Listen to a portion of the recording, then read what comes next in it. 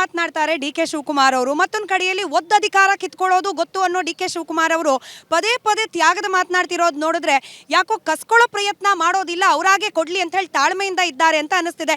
But ಜನರ ನಿರೀಕ್ಷೆ ಏನು? ಅವ್ರ ತಾಳ್ಮೆಯಿಂದ ಕಾಯಿಲ್ಲ ಅಥವಾ ಈಗಲೇ ಅಧಿಕಾರ ಬೇಕಾ ಅವ್ರಿಗೆ? ಮೇಡಮ್, ಜನಗಳ ಆಯ್ಕೆ ಡಿ ಕೆ ಶಿವಕುಮಾರ್ CM ಆಗ್ಬಿಟ್ಟಿದ್ದಾರೆ ಆಲ್ರೆಡಿ.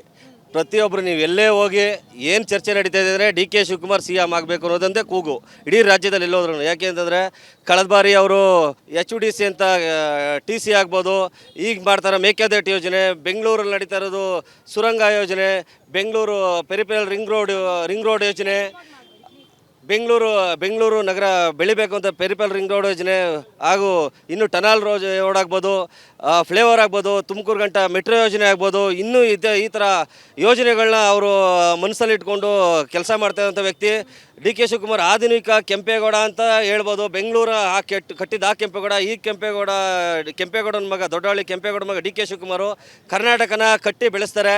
ಒಂದೇ ಒಂದು ಅವಕಾಶ ಕೊಟ್ಟು ನೋಡಿದ್ರೆ ಗೊತ್ತಾಗುತ್ತೆ.